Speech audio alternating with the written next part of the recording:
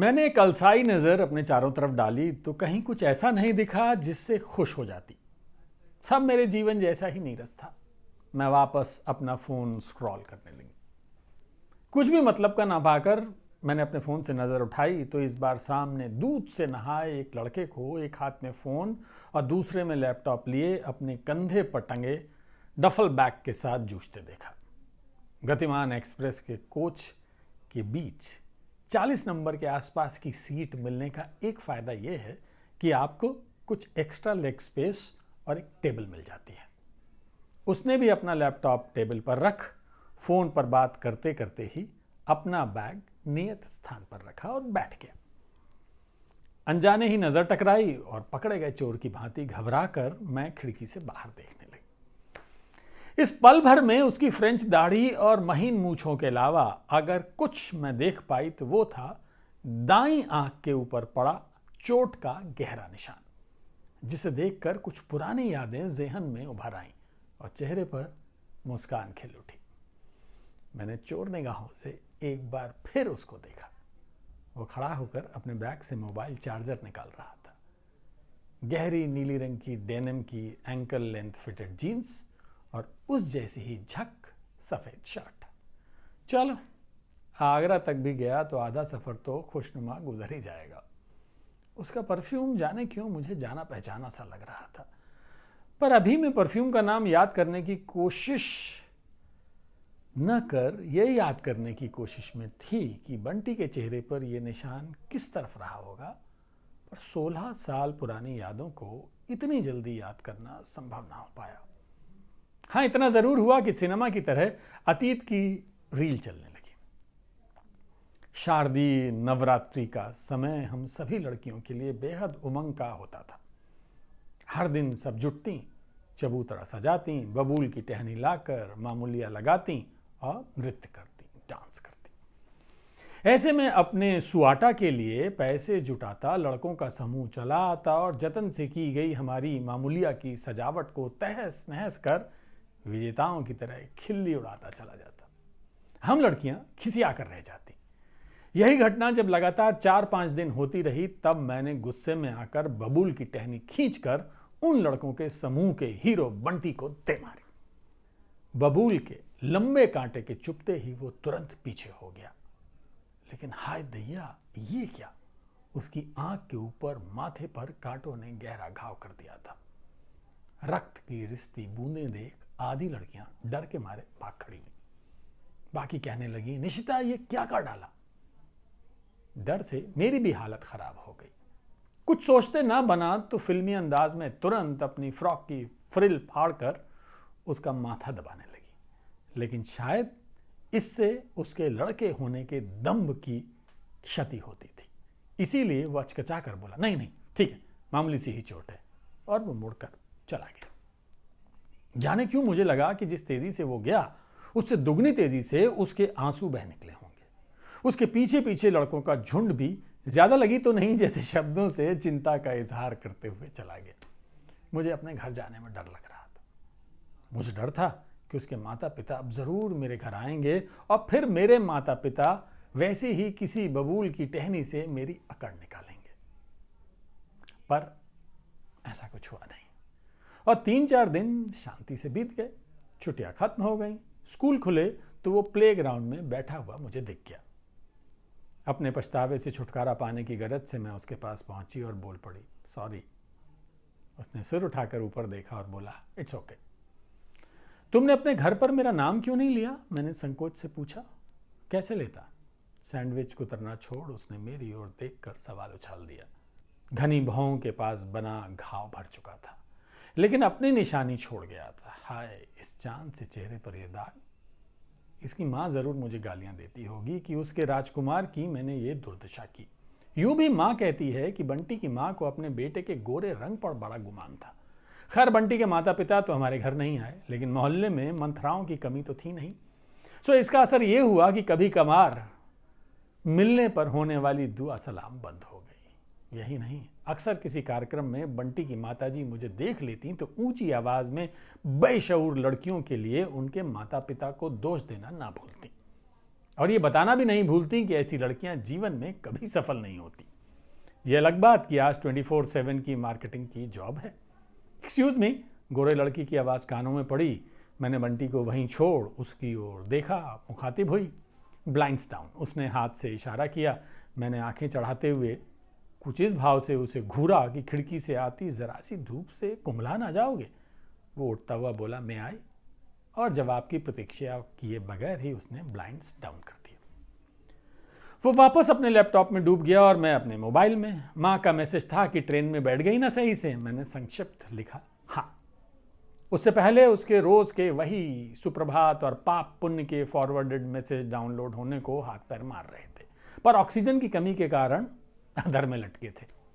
हम भारतीय हर तकनीक के मिसयूज में कितने माहिर हैं, और ये व्हाट्सएप तो माँ बाप द्वारा बच्चों की जान लेने का सबसे सटीक माध्यम है। खैर, माँ का भाषण और फॉरवर्डेड मैसेज कितने ही बुरे लगे, लेकिन उनके हाथ का खाना बहुत याद आता है। घर से निकले ताज़े मक्खन के साथ गर्मा गर्म भरवा पराठे। मैंने माँ को पहले ही बोल दिया था तैयार रखने के लिए। पेंट्री अटेंडेंट ने नाश्ता लगाया था, पर माँ के पराठों की याद के चलते वो बेस्वाद दिख रहा था। 160 किलोमीटर प्रति घंटे की स्पीड से चल रही गतिमान एक्सप्रेस की खासियत यही है कि सोचते ही सोचते आधी यात्रा खत्म भी हो जाती है। गाड़ी आगरा कैंट पहुंच चुकी थी। हमारे साथ बैठे 2 यात्री वहां उतर गए तो वो महाशय खिड़की पर खिसक आए। इस बीच एक महिला अपने 2 बच्चों के साथ दाखिल हुई और खाली जगह पर कब्जा जमा लिया। ट्रेन चल पड़ी तो वो सामान, बच्चों और पर्स का मुआयना करते हुए मुतमईन हुई कि हाँ, सब सही से आ गया है। इसके बाद उनकी नज़रें मुझ पर जम गईं। परिचय बढ़ाने के लिए दी जाने वाली ऐसी मुस्कानें मुझे सदा भयभीत करती हैं। झांसी में घर है? उन्होंने पूछा। मैंने सहमति में सिर हिलाया। उनके बच्चों ने अब तक चिप्स के पैकेट्स पर धावा बोल दिया था। भैया को भी दो, हमें हमेशा शेयर करके खाना चाहिए ना। उन्होंने बच्चों को मॉरल्स की किताब के दूसरे चैप्टर की 3री लाइन याद दिलाई। भैया लीजिए, बेमन से ही सही, पर दोनों बच्चों ने अपने अपने पैकेट उसकी ओर बढ़ा दिए। नहीं नहीं, अभी स्नैक्स लिए हैं मैंने। एक चौड़ी मुस्कान के साथ उसने सामने की ट्रे की तरफ इशारा किया।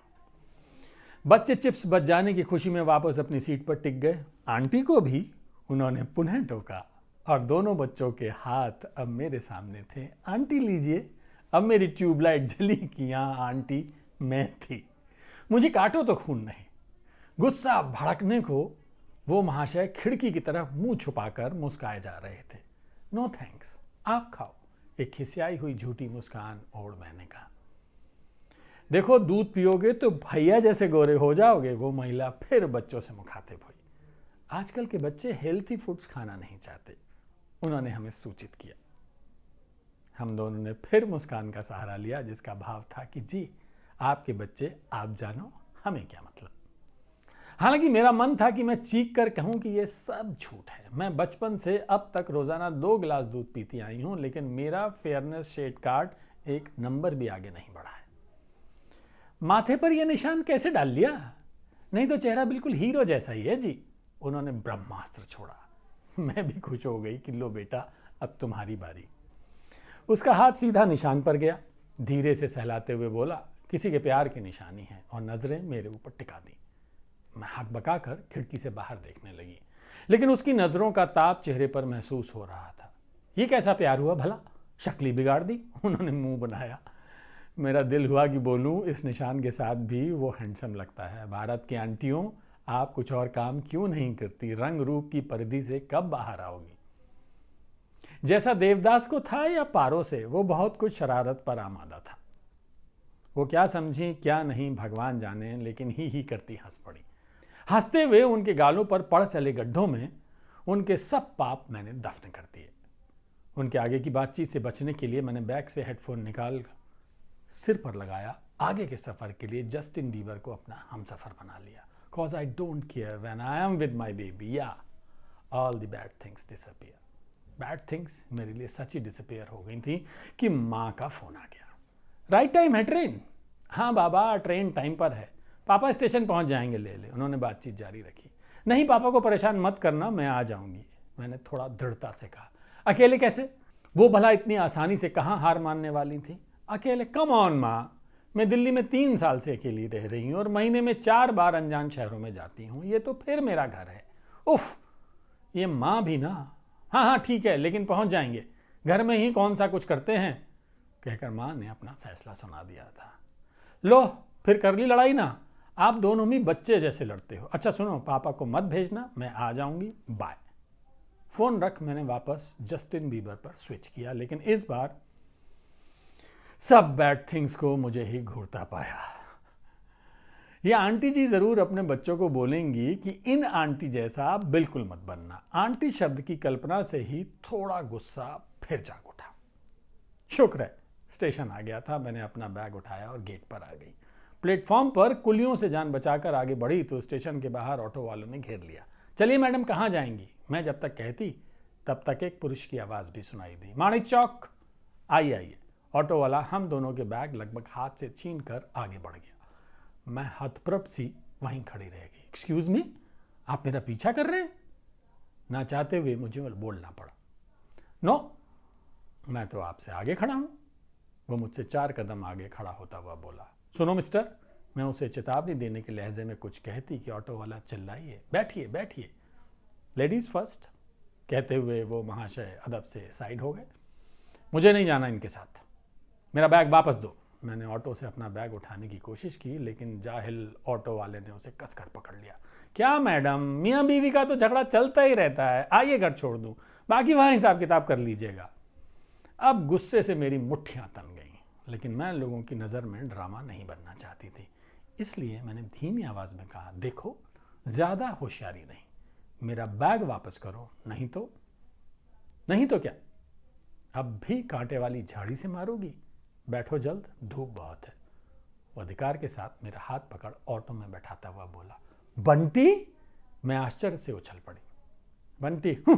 वो मुंह बनाता हुआ बोला, अब मेजर बनकर भी बंटी ही रहूँगा क्या? उसने ऑटो वाले से कहा, अरे आप चलो भाईजान, कब तक खड़े रहोगे, अभी तो मूवी शुरू ही हुई है। बंटी तू मेजर बन गया? मैंने आश्चर्य से मुंह पर हाथ रखा।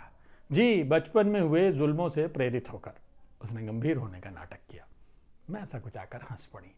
अच्छा, और जो तुम लोग करते थे वो जुल्म नहीं था? अरे तू इतना लंबा कैसे हो गया? तब तो तू सबसे छोटू हुआ करता था। तू भी तो इतनी मोटी हो गई, पहले कैसी मरगिल्ली सी थी। मार खाओगे। मैंने 2 मीठी चपत उसकी बाह पर लगाई। आउच, वो चिल्लाया। और टेंस तो सही यूज करो, खाओगे का अर्थ हुआ भविष्य में, वर्तमान में क्यों मारे जा रही हो? बहुत दुष्ट हो। मैं हंसी। फिर चौंक कर बोली, कहीं तुम ही तो नहीं वो मेजर विक्रांत शर्मा जो मेरी माँ के पीछे पड़ा है? मैंने हड़बड़ा कर व्हाट्सएप पर माँ का भेजा मेजर का बायोडाटा खोलना चाहा। अब तक फोटो डाउनलोड हो चुकी थी। फोटो में आर्मी की वर्दी में अदा से मुस्कुराते बंटी मेरी आंखों में झांक रहे थे। आई ऑब्जेक्ट, तुम्हारी माँ नहीं, तुम्हारे। लेकिन एक बात तो बोलो, तुम्हारे पापा का तो ट्रांसफर हो गया था, इतने सालों से ना मिले ना बात हुई, फिर कैसे? बात कैसे नहीं हुई? रोज तो होती है। पहेलियां ना बुझाओ, सब सच सच बोलो, जल्दी बोलो। Instagram, Bunty Babli cute stories. वो चश्मा उतार मुझे देखता हुआ बोला, वो तुम हो? बहुत दुष्ट हो। चैट में तो तुम बोले थे लैंसडाउन में रहते हो। हाँ, वहीं पोस्टेड हूँ, झूठ क्या इसमें? जब मैंने कहा कि बिना मिले ही इतना स्पेशल कैसे मान लिया, तब बोले क्यों नहीं कि मिले हैं? बोला तो था कि मुझे ऐसा लगता ही नहीं कि हम मिले नहीं हैं। Oh god, how stupid I am. But again same question, why me Bunty? तुम्हारी प्रॉब्लम यह है बबली रानी कि सवाल बहुत पूछती हो और जवाब कभी नहीं तलाशती। और इस बार जवाब तलाशा तो समझ आया कि जवाब तो बहुत पहले से ही मुझे पता था। मैंने प्रेम भरी आंखों से उसकी ओर देखा। ये देखो, वो मेरा हाथ पकड़ माथे से छुआते हुए बोला, अपने ही सामान की ऐसी दुर्दशा कौन करता है? दुर्दशा नहीं की थी, मोहर लगाई थी अपनी। मैंने शरारत से कहा और ऑटो ड्राइवर की नज़रें बचाकर चुपके से उसके माथे पर लगी अपनी मोहर को चूम लिया। इस कहानी की रचनाकार डॉक्टर निधि अग्रवाल हैं। साहित्यिक पत्रिकाओं में उनकी कहानी, कविता व लेख प्रकाशित होते रहते हैं। उनका एक कहानी संग्रह अपेक्षाओं के बियाबान हाल ही में आया।